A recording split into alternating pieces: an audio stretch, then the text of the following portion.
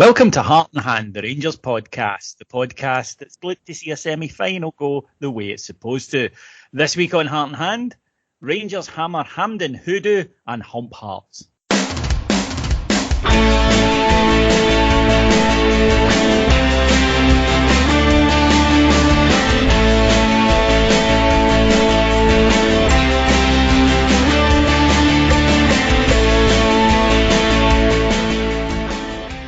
So welcome to Heart and Hand, the Rangers podcast. My name's David Edgar. I'm your host as usual. And joining me this week is the person who's been trying to usurp me lately, but I managed to fight him off and put him back into his chair. It's Cameron James Bell.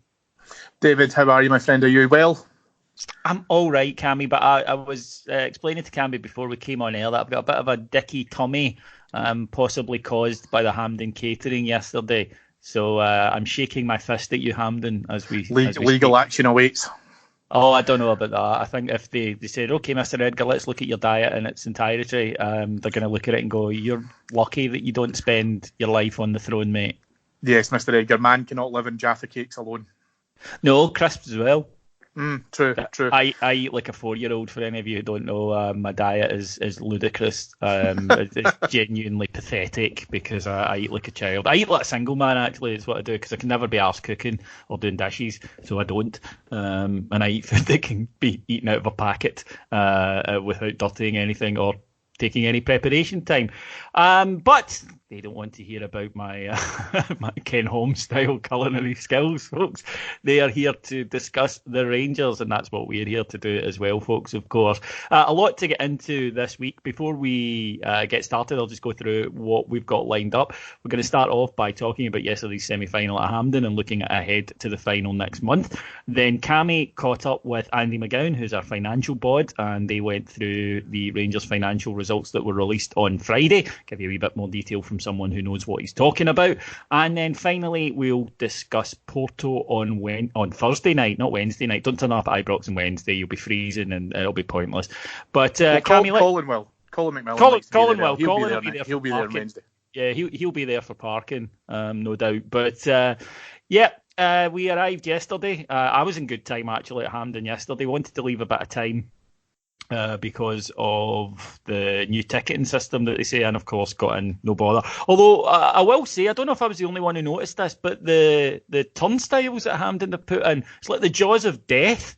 You go into this thing and it was horrendous. It's like bloody hell, and they're very, very tight. They're built for the thinner man, so I think a few people would have a bit of bother getting in.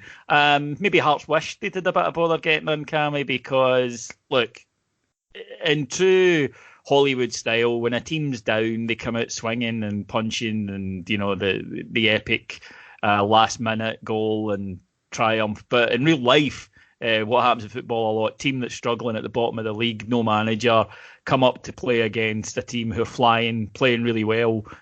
That's generally what happens, is what happened yesterday. Yeah, typically it's why you very rarely see a bookie on a bike. Exactly. Yeah, it was. I think it quite metaphorically and literally was Hearts Cup final yesterday. As we kind of mentioned on our Patreon shows last week, David, when the news of Levine's sacking broke, because obviously I'm through in West Lothian, I part company with a lot. I'm company with a lot of Hearts fans, all of whom are very, very pleased to hear that Levine had gone. They were very much of the opinion that a shake-up was needed. I think when they heard that Austin McPhee was going to remain at the club and was going to maybe temporarily take charge of first team matters longer term, but certainly was going to be in charge on Sunday, I don't think it really had the reaction that was expected in terms of being able to motivate the fans to come along and support the team, and that kind of belief that Hearts might be able to get a result out of it. But as we both know, it certainly didn't turn out that way anyway. No, it did not. Rangers were able to freshen up the side again after midweek, which I think the advantages of having a number of options, and there's a difference between options and bodies, and I think we've had bodies the last few years. Now we've actually got legitimate options to bring in players like Ryan Kent and Stephen Davis for a match like this. I think says a lot about where we're going. And you looked at the bench and you thought there was a couple of game changers on there as well. It did augur well. Initially, though, Cammy, I thought the team were a little bit nervous the opening 10 minutes, maybe just feeling out what Hearts were going to do, what Hearts were going to bring to the table. After that, I thought Rangers got a grip on the game for the next 20 minutes or so. I thought a goal was coming. We did make chances. I've watched the game back this morning and their keepers made a couple of good saves. They've had one off the line and it looked like a goal was coming. Hearts then suffered an injury. Whelan, their midfielder, went down and went off, and that actually seemed to stop Rangers for about 10 minutes. We lost that momentum, that head of steam we were building up, but we did regain it before half-time, again, forcing pressure. Ryan Kent was so unlucky with the shot that's at the outside of the post, but we persevered, and then a goal, real quality. Second phase, as the coaches call it these days, ball into the box from a corner, headed out. There was Ryan Kent picking it up. He fed it out to Alfredo Morelos, who'd come out of the box, but to great effect because he delivered an inch-perfect pass. And in came Philip Helander steaming through, beating the rather paltry Hearts offside trap to finish like a forward. Yeah, it was kind of weird because when you, obviously, as you describe it and as you look back at the goal, there's a few immediate questions spring to mind. The first one is, why the hell is Alfredo Morelos out in the wing about to put in a cross? And the second one is, how is Philip Helander the first person to react to that? Because by and large, take his name out of it. It's a striker's finish. It's a striker's run. It's a striker's awareness. I've no idea what Hearts were doing at that point as well. And I think that's one of a number of mistakes that Hearts shot themselves in the foot with. But everyone's static and no one followed Helander. And a great finish, just a lovely side foot. It's a striker's finish. There's no other way to describe it. A great ball in by Alfie. Yeah, absolutely. But a great ball in by Alfie, where it just goes into, and let's use the old cliche, that kind of corridor of uncertainty. The keeper can't come for it because it's too far away from him. But I'm assuming if I'm the goalkeeper at that point, I would expect a defender to, intercept the cross coming in. No one does. And Helander comes in and it's just a sublime finish. And I think it certainly served to settle the nerves because we had been unlucky in the build-up to that. As you say, Kent hit the post. Ryan Kent not scoring yesterday cost me £130. That was really great. Glenn Kamara had another opportunity where the ball fell to him and he kind of just took it on the volley, but it was a deflected shot. So we were certainly, penetrating, but that goal from Helander certainly looked as if that would settle the nerves for us, actually show that we can control the game at our pace, on our terms, and probably not to worry about Hearts too much. I was in the North Stand yesterday, which is side on, folks. It's the one you see on TV, but down towards the Rangers end. So it was the other end of the pitch for me. And I think a decent enough view for Hampden. I mean, poor Adam, he was in one of those seats, the one that's 70 yards behind the goal, the one where they party in Shawlands behind the goal and you're right low down. You somehow managed to be under the pitch and, in the Corona. But so I'm not going to complain too much. But because of the static line, I assumed he was offside because he had to be, right? Surely Hearts didn't just stand there and watch a 6'4" blonde guy streak past them and put it away, but they did. That goal to me was crucial because, look, hoodoos are strange, inexplicable things. Well, there's no reason for it. There's no logic for it. And this talk of Rangers Hampden hoodoo, we hadn't scored, we'd lost 5 in a row in terms of semi-finals and whatnot. It was explicable. We'd been shite when we turned up at Hampden. So I didn't quite buy into the whole, what's going on here, Rangers. But the problem with something like this is once it becomes a thing, in inverted commas, it can become self-perpetuating. It can become a self-fulfilling prophecy. Oh, we struggle at Hampden, so the mentality is there before we go in, and we struggle at Hampden. And I did think that the goal relaxed both fans and players when it came. Obviously, the old cliche, it's a brilliant time to score just before half-time, because it did throw Hearts' entire second-half game plan out the window. Want to talk in the first half a wee bit, though, Cammy, about a rather strange performance from the former Ranger and Hearts striker Stephen McLean, who I assume had a taxi booked for 4 o'clock because he was not wanting to stay on that part. Picks up a yellow card for an elbow on Goldson, and then goes in over the top, studs up challenge on Alan McGregor, stonewall booking, beating, I think, bottles it. He was trying to get out of dodge yesterday without any controversial moments if he could avoid it. He'll be very pleased with that. But they took him off, and understandably so, with Austin McPhee on the bench. There's a brilliant gif going about of McPhee basically going, what the fuck is he doing? And he had to take him off and stuck in Ikpeazu, who wasn't fully fit. And the phrase non-fully fit Ikpeazu, you're not going to get a shift out of, I think it's fair to say, which allowed Rangers to just push up, although he did win a few high balls in the second half. First of all, look, I'm going to sound like, Mr. Paranoid McCar Park dweller of Parkhead, but if that's Alfie, he's getting red carded there, let's be honest. No, 100%. Listen, it's not paranoia. I mean, you've seen evidence, you've seen, the proof in front of your eyes. So, no, it absolutely isn't. I think, just to come back very quickly, if we can, to McPhee, there was a friend of mine who had messaged me. And he was quite close, I think, towards the dugout end of the Rangers section. And apparently he was kind of looking around at that kind of angle. And Ikpeazu was away warming up.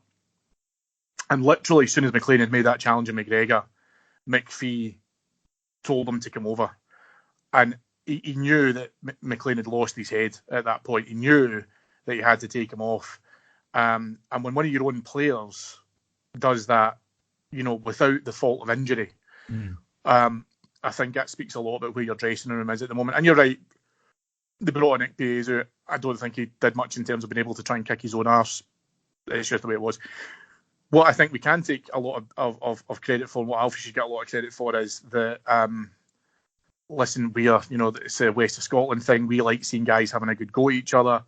Alfie and Berra were certainly doing that yesterday. Berra was trying to goad him because, again, we know how easy it is for Alfie to get booked, whether he does anything wrong or not. It's, the referee's default. It's their get out of jail card. It's to give Alfie a caution. The amount of times yesterday where the two of them were going at it, constantly going at it, and even if they fell to the floor or Alfie fell to the floor, gets up, walks away. And it's such an increase in maturity now from Alfie. He doesn't let up in the battle, doesn't give any quarter, but what he does do is he doesn't react. And actually, the only time he did react yesterday was from a phenomenal Stephen Naismith jibe, when there's a great picture going around about Alfie's face, obviously, when he's right up at Naismith. But in terms of his actual physical altercations with Berra and that kind of standoff between the two of them, absolutely didn't give him any kind of cause of reaction in order to be able to try and get the booking. And it's great to see from him. I know it sounds daft because, yes, he obviously had a great semi-final yesterday as well, but you can't overlook that he's learned from this, because referees will book him with no significant problems whatsoever. Now he's not giving them the ammunition. That's it. Don't give them the opportunity because they'll take it. Yep. That's what we've been shown a few times. But into the second half, then Rangers much more relaxed and quality began to show. Killed the game almost instantly, 90 seconds into the second half. Superb drilled ball across from Tav, and there was Alfie running in. Simple tap in, good run though. Great goal from Rangers. And then we just played some excellent stuff, I thought, with Ryan Kent. Wonderful bit of play from him to show what he can create. There was some good play by him on Barisic on the left, actually, for that goal. The cross came in. And Martin Ramsey, who I was sitting with, is convinced that Shea Ojo deserves credit. He says he knows he's not going to score, but he just keeps the ball live. Having watched it a few times, I'm not quite sure I share that opinion, but I'm willing to give credit. It was a good win. But the Kent's impact on the third goal, where he just torments the Hearts defence running at them, brings it back to Alfie. Hell of a finish, by the way, Cammy, because 2 touches and at pace with the ball slightly behind him. First one he digs it at his feet. Second, without really adjusting his feet, just in the same movement, he puts it away. Just a top quality striker from a guy who's absolutely flying at the moment. A couple of guys I want to pick out though, Ryan Jack and Steve Davis, because I just thought that they were magnificent yesterday. Davis, with the form that he's been showing all season, absolutely superb. What must be a dream to play with, because he's always available for a pass. You're in trouble, look up, there's Davo to take the ball off you. No wonder the rest of the team love him. And I was thinking yesterday as I was watching him that, given the decade we've had. I wonder if maybe we do appreciate him a bit more, because I was one of the ones in his first time at Rangers that thought he was a good player, but sometimes, maybe wasn't involved in a game and whatnot. Or is it just that he's a much better player now? I think he's a much better player, but he's a different player. And that's what you have to try and remember, because he can control the game in terms of where he's at. Now, that's not to say that Ryan Jack can't, because he certainly can. And we've seen that very recently. What I enjoy is, it feels weird, David, right? Because obviously, if we operate a three-man midfield, those two have a perfect partnership as far as I'm concerned. Because Ryan Jack yesterday chased everything. He created chances because he was able to hunt the player with the ball, the Hearts player with the ball, shut him down. He would either keep play up that end, which again is its own right, because obviously we will have the lion's share of the penetration. So when we are coming back and we're having to probably get back into some sort of steady or defensive formation if Hearts have the ball, you're mentioning about Stephen Davis being there about getting you out of trouble. Ryan Jack's exactly the same, because Ryan Jack will close down the ball so quickly that if he can break up a piece of play or stop a counter-attack, in its initial phases, that must be absolutely brilliant, because you then know you're not going to get caught out with a huge, ball over the top or whatever else as well. Davis, for me, just enjoys playing on a big park. He enjoys being able to look at it. I think what we were really missing when he came back initially was his range of passing felt to me like it was a bit kind of it needed adjustment. There was definitely a misalignment in terms of where he was orchestrating a lot of those passes. Now he's got that to a T. Probably a little bit of kind of rustiness, if I'm being honest. But now you're seeing a player who very, very clearly wants to enjoy the controlling and the tempo of the game, is able to probably a bit smarter than the Stephen Davis that we saw beforehand. He's not getting forward as much because obviously he doesn't have the legs for it, but he doesn't need to have the legs for it. He's got other people around him who can do that for him. But then at the same point, like you say, he also realises when the game needs to step up, when it can be controlled, when it can be relaxed. And again, having someone there who can do that intra-game management's critical. And I think, for my opinion, he's one of the best midfielders in Britain at doing that. Ryan Jack, who I think went up a level at the start of the season, has gone up a level in recent weeks, which is, it's improvement on top of improvement from a guy who was pretty good anyway. And yesterday, as you say, the amount of ball winning he did, he just totally set the tempo. There was a tackle on 17 minutes where he smashed in perfectly fairly, but one of those tackles that did get the whole Rangers end going, yes, I love those, because I do think they spark you, they spark the team. And I thought it did yesterday as well. But even if you watch the official SPFL highlights, folks, that are online, they were the first to drop last night at midnight, so we all watched them. He wins 874 tackles in 8 minutes of highlights. Right, I might be exaggerating, but only slightly. But he was absolutely brilliant, and I've just loved watching him. And another pleasing thing from yesterday, Cammy, was Ryan Kent proving again that, and this is a tough competition, but that he is the most dangerous Kent brother. Well, time will tell on that one. No, I think there was a Japanese player on the Hearts team. There was, and he got off safely, which might not have been the case if Casper had been there. Sure. Ryan Kent. So there's probably three things which I love about Ryan Kent. The first one is when you just mentioned there, obviously the first Morelos goal comes from Kent running and then being able to, without looking now. All we guys will tell you, David, right, when you're defending or somebody's running at you with the ball, just watch the ball. Don't watch their feet. Don't do anything else. You have to just watch the ball and concentrate on that. If you rewatch that passage of play, it's exactly what the Hearts defender's doing. The problem he has, though, is because he's watching the ball, he doesn't see Barisic on the overlap. And Ryan Kent gets the shout, obviously, from Barisic, but plays a perfect ball to him, which Barisic can run onto and put in a perfect loft across, which Kamara actually takes away from Alfie. Tav gathers ball back in goal. But it's an inch perfect pass. And that feels to me like a player who's been playing all season. And Ryan Kent hasn't, through selection via injury, one thing and another. So he's come back into it and he's come back in strong. The second thing I love about him is he will constantly try. He will drive. Yes. He will drive. He will drive. He doesn't give up. and he constantly moves against it. And the third thing I love about him is probably for me one of his most powerful weapons in his arsenal, which is his short distance acceleration. The young lad, I think it's Hickey, who's trying to defend against him for the third goal, Alfie's second. We're not talking about a great deal of room. We're talking about less than 18 yards because it's in the box. But when Kent drops his shoulder and runs, he immediately gathers probably a yard and a half worth of space that he can operate in. That yard and a half, he lifts his head up, looks, and it's a perfect ball to Alfie's feet. I say perfect, yeah, you're right. He did have to dig it out slightly or whatever. Okay, we can forgive him for that. But in that area of operation, in that distance that he has, and in that, and the speed at which he performs it, my God, it's exhilarating to watch, because you just get the guy the ball and defenders are shitting themselves straight away. But guys like Alfie know this guy's going to get it to the byline and he's going to give it to me in a near perfect situation. And frankly, he's going to end up scoring more than he misses probably with that kind of level of service. But the great thing about this with Kent was not what happened originally. He managed himself throughout the game. He didn't go in big, massive lung busters, potentially pulling a hammy or, giving himself a bit of a tweak or whatever.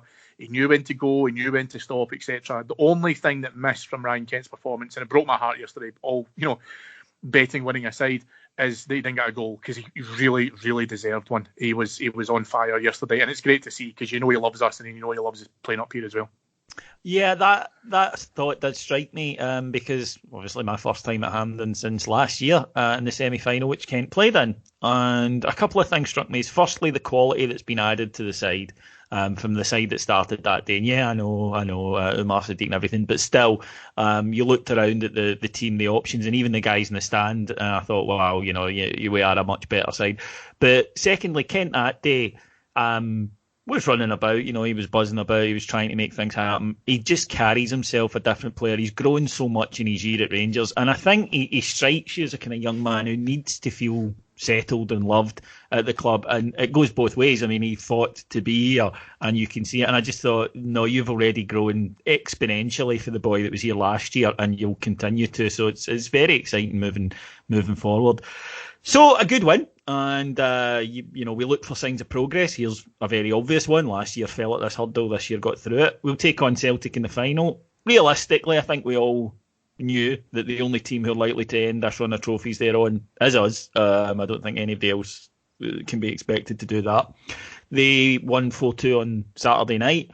Again, I think Celtic going forward have some excellent players, and they're very, very good. They can play some good stuff. Defensively, they're a bit less, shall we say, impressive.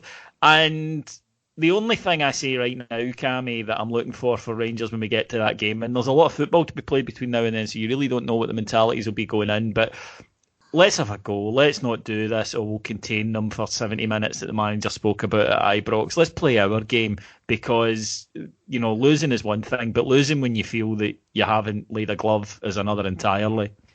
Well, it is. And, David, I think you and I probably hate them with equal measure, but they won 5-2, so I don't want to necessarily take a goal off them, even though I think I turned it off after about 5 minutes. They will come out. They'll come out and have a go. Listen, they're not going to have any kind of fear factor, hoodoo, anything like that as well. Unfortunately, due to lack of competition, Hampden, has been like a second ground for them for clearly the last kind of 10-11 cup finals, pretty much. The problem more than anything else is when we're talking about being able to get to a stage where we can go out with that confidence, we can start the game positively. Now, don't get me wrong, we're not going to make the same mistakes that we did in the first league, first Old Firm game in the league, in terms of the starting lineup. Morelos will start on the assumption that he's fit, clearly. What I want us to be able to do, though, is we came out yesterday, and you mentioned obviously at the top of the pod that there was a kind of, not a hesitancy as such, but it kind of looked like we weren't necessarily in our groove. We didn't have any kind of real strut or anything like that as well. We can't do that against Celtic. You have to make sure these players are aware that when they walk out against them, they fully deserve to be there, and they have got the quality and the ability to beat them. We've seen, semi-finals at least, where the game's been done in the tunnel. Mm-hmm. We absolutely are a far, far better team than that now. If somebody said we'd have lost that last year once. They've said it 100 times so far this season, and that's great because that shows your improvement. And it's kind of like the Rangers dad cliche bingo now. Everyone's saying it now. But the bottom line, however, is we have to go into that final knowing that we've got the quality to win it. So we can't start slowly, because I think that they are good enough to punish us. Obviously, I hate saying that because I hate them, but they are good enough that if we falter or we, want to give out a couple of jabs to kind of get our swing and all that kind of stuff at the beginning of the game, they will try and get on top of us very, very, very early doors. And we can't allow that to happen. We've got to come out with a degree of confidence, have a bit of swagger about us and say, listen, do you know what? We can control this. And we have to have the belief that we can do that. We did it in the 2-0 Old Firm game at Ibrox. Obviously, we were benefited by an early goal with Tavernier's free kick. But the bottom line with this is we have to be able to go out there and show that we're there to compete. And we have to do that from the first whistle. It sounds so easy, and it does, it really. But I was confident that we would beat Hearts. We were talking about the Old Firm final well before the weekend, and how it would fit in with our December fixtures. So we had the belief that we would beat Hearts pretty comfortably, despite the obvious quagmire that they were in. I want us to be able to get into the League Cup final with that same positive attitude. And if we can win it. You mentioned then, just before we leave this match entirely, Stephen Naismith, who is, I think it's fair to say, not a favourite here on Heart and Hand. And sometimes you'll get people who'll argue with you, it's like, well, he didn't do any worse than anybody else, or good service, Rangers man, etc. And I always, politely listen to these people and say, that's fair enough, I still hate him. I don't think I'm in the minority yesterday, and he was laughable yesterday. He was the moment where Alfie is screaming in his face was fun, but some of his behaviour, a couple of dives, one in particular where he's trying to suggest that Rebo elbowed him, just get to fuck. He's close to the end of his career, and what always baffles me, I call it the Curtin Broadfoot school of thought, is these guys must know that they've played some part in, at the time, some Rangers success. They've been part of a history, and there's no doubt, right, that when Stephen Naismith played for us, he was a good player, right? You can't take that away from him. But see, when you're going to act like a complete and utter fud muffin like this, what is the point? Because he came on yesterday. What was the score yesterday? We were 2-0 up at that point. I think we were, right? The game is over as a contest, right? Let's be perfectly honest, and I'm sorry. A 50-year-old Stephen Naismith coming off the bench, playing his first game in 2 years or however long he's been out fucking injured, is not going to come over and turn around that game. It's not going to happen. So why are you just going to act like this and basically alienate the only guys? Because Hearts fans will never remember him. He's not going to go and, start doing appearances and stuff like that and speakers dinners and all that at, Hearts functions. Why on earth are you wanting to risk whatever reputation you had with some of these? And you're right. Some fans really dislike Stephen Naismith when you follow, obviously, the toupee conversations. Understand all of that, right? Everyone's entitled to their opinion on that. But at the same time as well, he could still just act like a professional and not act like a complete wank. And I don't understand as to why he's doing it. I really don't. But anyway, he totally embarrassed himself yesterday. And for a guy who you would like to believe is in the last throes of his career, would want to be able to try and go out and just leave with a bit of positivity. Everyone has an opinion on Chris Boyd. What I will say is Chris Boyd did that. I mean, pretty much when he finished up his career, he finished up as the highest goal scorer in the country. Stephen Naismith's career is now going to come to a very, very quick, withering, sudden stop, and then that's him done, and he will be out of Scottish football. Why on earth he's doing things like this as well, I've got no idea. I really genuinely don't. I don't even know if he wants to get into coaching or management. If he does, then fair play to him, he can go and do that. But as a player, this is going to be his legacy. It's pretty disappointing. Yeah, it most certainly is. Okay, folks, now, of course, Rangers released their financial accounts on Friday night, and the headline that was screaming out was £11 million loss. We spoke to Andy, well, I didn't, Cammy did, spoke to Andy McGowan, our financial guy, and this is what he had to say on it. Joining me now is the newest father of Heart and Hand, Mr. Andrew McGowan. Andy, how are you? How is everybody? How's fatherhood hitting you like a ton of bricks? I'm fine, Cammy. Thanks for asking. It's not as bad as they make it, to be quite honest. I'm pleasantly surprised at how nice it is. That's excellent. So basically, you're making Sarah do everything, yeah? That's no far away from the truth, to be quite honest with you, but we'll keep that to ourselves. Okay, that's fair enough. It's just be me, you, and the 60,000 people that listen to this podcast. Okay, Andy, I just wanted to catch up with you because you are obviously the hand financial expert. Last week, the recent Rangers report came out regarding obviously turnover and figures. We have probably seen quite a lot made in the headlines about this. There is a guy, a Celtic fan, who cleans the toilets in my work, who's also a chartered accountant and a tax expert. He says admin 2 is happening next week. Is he right or wrong? I'm sorry to disappoint him, but it's not true. I think, as is the nature of being Rangers, there is extremes. So when things are reported, they can be either very, very bad or just bad. So I think a lot of journalists go to the extreme, and I think we've seen Ewan Murray this week go off at the deep end. Murray's Twitter. We've seen Forbes surprisingly employ one of them to give us a report, an impartial report on our books. And I think, as usual, it's a question of context, perspective. And see, to be honest, you need to be in the whirlwind that has been the last 7-8 years of Rangers to really get that context. So it's very, very hard for a financial commentator from outside to come in and then give us a kind of a clear view of where we are, because there's so many variables, so many things that have happened with us that you need to take everything into consideration when you're actually passing comment. Certainly sensational commentary isn't helpful. So the books themselves, it is very easy to jump to the conclusion there's another loss. I'm not overly concerned by it, because I think the future years will have continued losses. I've got to say that.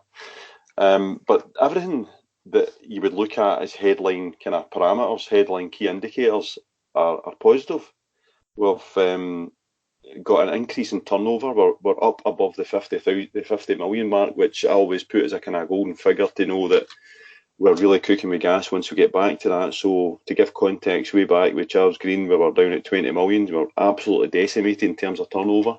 So we're back up there. We've got continued support for the board. The board, I think, are unique in that we have genuinely got investors there that are working with our best interests at heart, and there's not many football clubs anywhere in the world that can say that. So I think we cannot kind of take that for granted. I certainly don't. And I must say that kind of viewpoint as well, Cammy, makes me a wee bit sympathetic to the board. So I will caveat that my glasses are a wee bit rose-tinted towards the board, and I do give them the benefit of doubt whenever I'm asked to comment and things like this. Well, one of the things that we'll talk about then, Andy, just while I've got you, is around, so obviously the big headline news, which I think most people saw, and certainly our detractors put front and centre, is a loss of 11.3 million. What they didn't advertise as readily or publicise as readily was that that's actually a £3 million drop from last year. Mm-hmm. Part of the cost expenditure will include things like £5 million spent on Ibrox and also the Hummel Training Centre. I think via the great work that the guys do on the Rangers social media team and RTV, you've seen a lot of that development work happening both at the stadium and training centre. Over £3.5 million spent on legal fees regarding the Sport Direct case, mm-hmm. which obviously is ongoing. We've had to do basically tie up the contracts. That's just under 2 million, just at about 1.6. And as you mentioned there, obviously we've increased our turnover up to 53.2 million.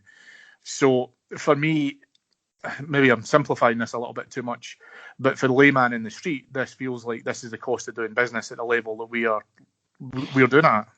Well, the key thing for me is, again, this context. So even if the likes of Ewan Murray gave a rudimentary read of King's comments, the chairman's report, one of the first things he says is accelerated investment, which is a phrase I've used umpteen times when I've been talking about the books and accounts and our financial forecast and everything else, because what we're doing at the moment is we have got a company, forget about Rangers or football club for a second, we have got a company which was decimated, ripped to the bone, carcass, all that kind of stuff, right? we've had legacy issues landed upon us, which are not easy to get rid of, and we're still having to deal with those. So what the board and investors in particular have been doing is they've been front-ending, as far as I can see, a lot of investment, particularly on the playing front, because I don't think there's any exaggeration to say that it is quite clear that we have been buying players without selling them, per se. So there's not been any Tierney's, Van Dijk's, Dembele's, for lack of better players to compare with. We haven't had anything like that. We've held on to Morelos when we could have sold them. We've held on to other players when we could have sold them, and that has got to be a positive in terms of the football side of things. So the board's intentions are bona fide. They're looking to improve the football side of things because they know that naturally what comes with that is the increase in the financial side, commercial, season ticket sales, European participation. It goes hand in hand with what's happening on the park. So I think that, as you were saying there, Cammy, about the accelerated investment is where we have a loss, right? We could have played it safe, or the board could have played it safe and not spent money on players. They could have sold players. They could have taken far longer to address the issues that we had round about Ibrox Stadium and the Hummel Train Centre. Anybody that goes to matches at any point will have seen a sharp increase in the fabric of the buildings around us, whether it's lighting, toilets, anything at all. We can see that the place is back up to where it should be in terms of standards. So all that has been happening. And also in the background, we've had two hands tied behind our back in terms of our merchandising with the Ashley fight. So we've had 3.6 million in costs for Ashley, legal costs basically this year. We made 3.3 million from the merchandising, which was obviously the Hummel strips. So if you're talking to me about the elephant in the room, which is the commercial and the merchandising problems we've got, it's cost us £300,000 to go toe-to-toe with Ashley in the might of Mike Ashley Sports Holdings, whatever it's called, MASH. To me, and this is a personal opinion, to me that is a very, very good and pragmatic approach to take. We have basically funded our own battle against Ashley, because if you're doing a kind of SWOT analysis, strengths, weaknesses, opportunities, threats, all that nonsense, Ashley is still one of the biggest threats to us, because long term, if we're making £3.34 million a year from merchandising over a 10-year period, there's 40 million quid. If it costs us 10 million over that period to get rid of him completely, then that's good business sense. So let's not get bogged down in the fact that it's cost us 3.6 to fight him, and we've made nothing from merchandise, because we will not be fighting him forever, put it that way. We've also got, sorry I keep going, Cammy, but we've got £7.2 million of player amortisation in that 11 million loss. So player amortisation is basically writing off the cost that players bought over a period of time. So for as long as we're investing in the squad, we're going to have that kind of weighing heavy on the bottom line. And we've spent heavy this year. This isn't including Kent and everybody else that we've signed in the summer there. So I would foresee, and I'm gladly corrected by people more learned than me, I would foresee that kind of weight will still lie upon the bottom line for future years. And that's because we're investing in the squad. Well, funny you should say that, because my bog wiping friend also says to me that we absolutely have to sell Alfredo Morelos in the January window in order to keep the lights on. One hopes that he is as wrong there as he is about admin 2 happening within the week. Well, Stephen Gerrard certainly didn't feel that way yesterday when he was asked a direct question about it. But the bottom line is that we obviously can't sustain losses like this forever. That is obvious. No business can, no football club can. However, when you're in a growth phase, and this is where I keep referring to the Rangers as if it was any other business, when you're in a growth phase, you're spending money to get a return in some form or another. Our form or another is success on a park, which then translates in commercial success and everything else, as I say.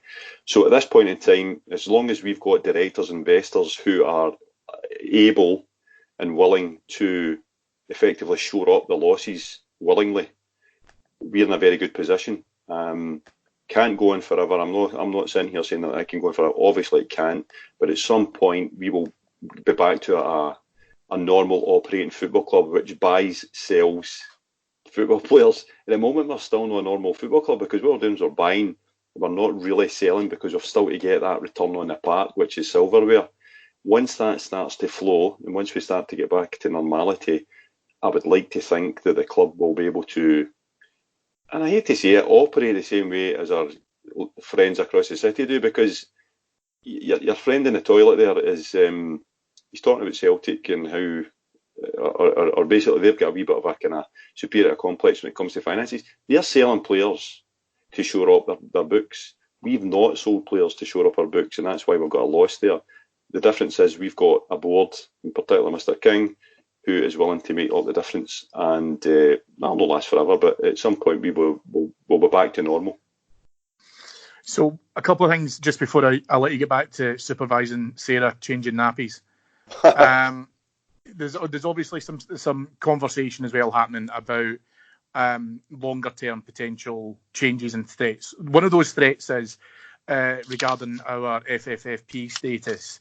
However, for me, this seems to solidify with a higher turnover. That status is pretty secure. Is that right? So I'm not an expert. I'm going to be brutally blunt with you. FFP is extremely complex and nuanced.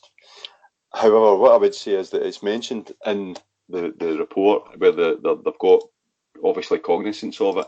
It would be absolute and utter suicide for our board, who are obviously piling a lot of their money into the club in return for shares when it's converted. It would be madness for these guys to proceed in a manner which is then going to kick us out of Europe, because, as we've noticed for this books, these accounts, £50 million of revenue came from our Europa League participation. To then wave bye-bye to that because we've just not been smart enough in terms of how we run things would be madness. My understanding is that we're nowhere near an issue with that. We're nowhere near it because of the way we're actually funding it. And because of what we're funding, it's not just a case of us piling money into the club and then it getting spent on Ryan Kent and so forth. It's not just about that. There's capital expenditure there, investment in the club, in the infrastructure, so that's different.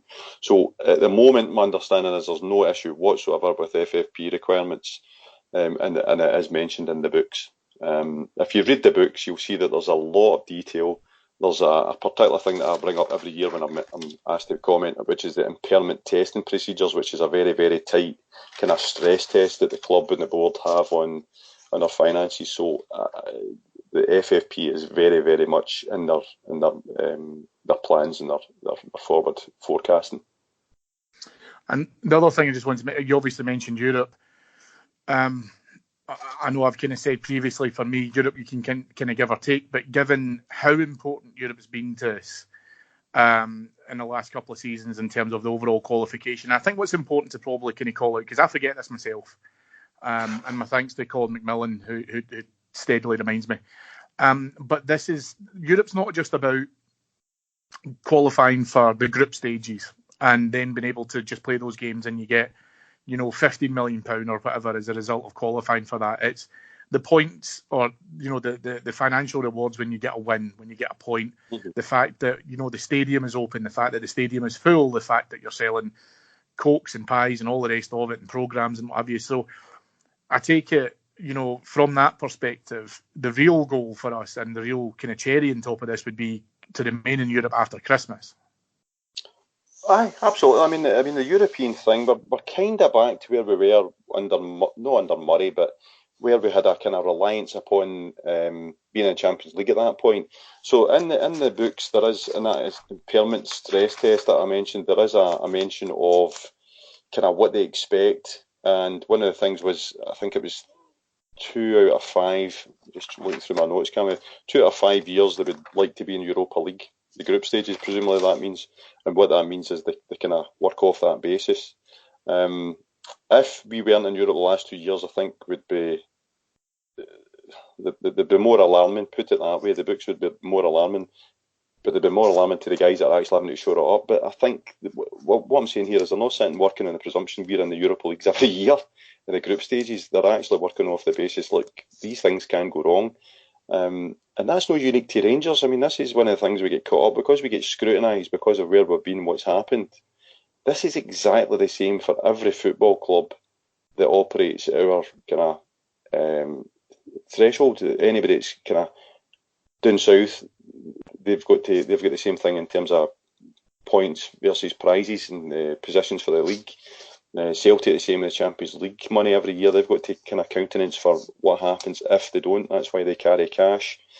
So Europe is very important, but you've got to remember that Europe carries cost as well, because a lot of our operating costs have shot up significantly this year, and it's largely due to the fact that we've had 7 more games in Europe and all the cost that goes with that. And I might be, my presumption, I can see for the books, it's something like £1 million a game it costs us to run. So it's not just 15 million of pure profit, that's 15 million of revenue. But you've then got the cost, you've got the bonuses for the team, you've got the opening the stadiums, you say, all that kind of stuff. The cost coming with actually being open on a Thursday night as well, and the staff involved, etc. So if we don't qualify for the group stages, it's not an instant £15 million hole. There would be a hole, and it'd be a significant hole, but it's no, the cost would go down as well. So it's somewhat offset by the fact that we're not having to police and steward and everything else that goes with it. Okay. And the last thing I just wanted to just double check with you is there's obviously been further discussion about the fact that across the course of the last week, Rangers have also changed their banking partner. They've moved from Metro London to Barclays. Yeah. That feels to me, and yes, I'm absolutely a layman at this, but that feels to me to be a far more, I want to say, professional relationship, a slightly more high-profile banking partner that it would be with. Is that fair to say, do you think, or are we just swapping apples for pears? No, I think it's went under the radar, and I think it's another absolute positive in terms of getting back to where we were. So when we went to the pits of hell and Mr. Green was scouting about trying to get us a bank because nobody would take us, that's where Metro Bank came in, and obviously Metro Bank are a challenger bank, and they're a wee bit less discerning in terms of who they would take on.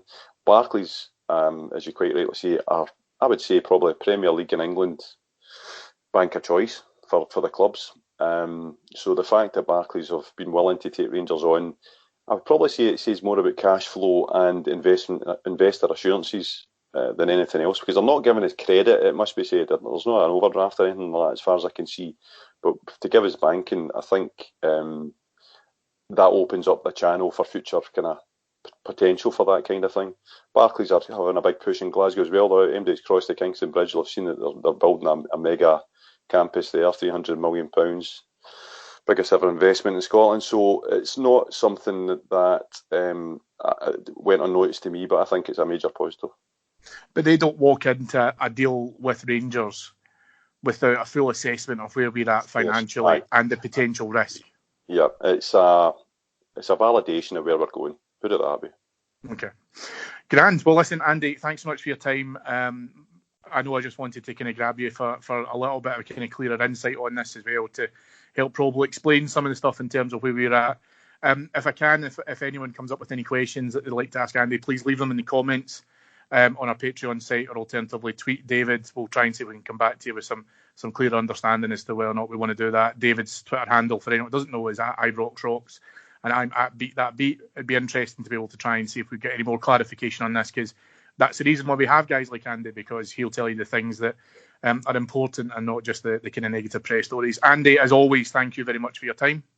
My pleasure, Cammy. Okay, mate, I'll let you get back to what are you doing at the moment? Are you fixing cribs or doing like the mobiles, or what are you doing? Do you mean crib as in MTV, my house? If only you were hip enough for that. I saw that. I'm sure that she's probably baby-proofing the house, but it's probably more for you than the wee one. No, I was puked on for the first time today, which was a joyous occasion. Excellent. Good. Well, long may that continue. That's probably the most important thing. Andy, thanks so much for your time. Right. Cheers, Cammy. So, Cammy, moving on then to Thursday night, Rangers back in Europa League action. We're at Ibrox, which is not a phrase we're going to be using much in the next month or so. But great result the last time out against Porto has set us up with a real shot at qualifying. But let's not forget, this is a very good Porto side, and I hope that no Rangers fan is fooled and thinking, we drew away to them, therefore we're going to beat them at home comfortably. We'll need to be on our mettle on Thursday night. We will, absolutely. We will have to be able to produce a result on Thursday. We're capable of doing it. As much as we can say that, the result from Porto was absolutely fantastic, the performance befitted it, in my opinion. I think we went out there, it's kind of what we're just saying, and the point I was making regarding the League Cup final. We went out with a degree of confidence within ourselves to be able to play on a stage of that level. And we need to do the same thing at home against them. I don't know if Porto might come at it from a degree of maybe, it's that little bit, that kind of wounded animal. They probably looked at our game and thought that'll be 3 points in the bag, and we certainly we certainly confounded those expectations. But at the same point, we need to be able to go out and really believe that we can do something here. And I'm confident that we can. I'm confident we can go and get something from the game. But it's going to take a top performance. It really, really will. For me, a lot of it comes down to the same things in Europe, which is the ball. Keep it, respect it, look after it. Don't give it away. Don't be a hot potato with it, because if you get into that habit, these teams will just take the ball off you and they'll hurt you. They'll get into positions that will hurt you. You need your defence to be switched on, no errors. And probably the biggest thing that's hurt Rangers the most in Europe over the years is take your chances. You're not going to get 10 or 11 chances in this game. You're going to get 3 or 4, and you've got to take the 100% chances, as Dick Advocaat always put it. But it's going to be a top night at Ibrox. Place is going to be packed. Everybody's going to be bang up for it. I think it's going to be absolutely wonderful. I can't wait. These were the nights we missed, when we were kicking about. It feels like the old days again. It's much more like it now. Semi-final victory, boom, onto a big European game, onto a crucial league game. This is the stuff we wanted, and that's why when I see people go, "Oh, the fixture list is a bit difficult," I'm like, "Fucking great, bring it on." That's we're Rangers. This is what we want. That's not me saying, "Oh, we're going to win all our games." That's me saying, I want games to matter. I've seen enough Rangers pointless fixtures over the last decade to do me a lifetime. Yeah, it has, and I think it's a really weird group in terms of where we're at with Europe, because obviously, it's wide open. With Young Boys, obviously 6 points, ourselves and Porto on 4, Feyenoord on 3. Feyenoord host Young Boys on Thursday night. So you've got to go on the assumption that Feyenoord will look to take all 3 points from that. Depending on how the pendulum swings and obviously what results we can get out of that, we could go into the 5th group game stage where that would make or break and decide the group. That would be fantastic, because then it means that the things go our way. The final game, which obviously is immediately after the League Cup final against Young Boys, is a formality. I really, really hope that we're not getting into that game, David, looking to try and get something out of it. Europe post-Christmas would be an absolute godsend. It would be fantastic for us. It really would. Andy just spoke in the segment we just heard about how important it is for us for European qualification, with the board's expectations, where being able to do that post-Christmas exceeds those expectations. So we really have 2 cup finals now. We have Thursday night against Porto in order to be able to get the results out of it, and hopefully that means that the way how the group falls and whatever result we can potentially get across in Rotterdam means that final game on, I think it's the 12th of December, is pretty much redundant. But we need to make sure that we're playing at that level on Thursday night.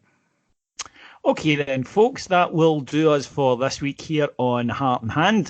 No Heart and Hand extra this week because obviously we're playing on Thursday, but we'll be back next Monday and we'll cover that and the Livingston game. Now, if you're already beginning your League Cup final weekend preparations, why not kick it off on the Friday, that's the 6th of December, by coming to see us at the Heart and Hand live Christmas show at Ibrox Stadium in the beautiful Ibrox Suite.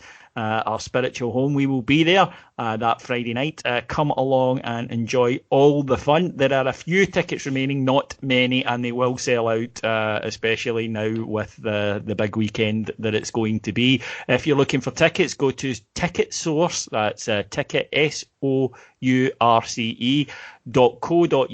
and just search for Heart and Hand. Up it will pop, and please come along and see us. And if you want to come and see us in Bathgate on November the 23rd with our good friend Kevin Thompson, there are a very limited number of tickets available for that. Again, just go to Ticket Source and you can pick up tickets for that. If you want to hear more from us, Cammy referred to it there, come to our Patreon site. There's new shows dropping every few hours. You will love it. It's a veritable cornucopia, a smorgasbord, if you will, of Rangers content. That's patreon.com/Heart and Hand. My thanks to our executive producers in London, Mike Lee and Paul Myers. And my thanks to my wonderful guest, Mr. Cameron James Bell. A pleasure as always, David. Thank you very much for your time. We'll be back next Monday. Until then, I hope your team wins. Take care. Bye-bye.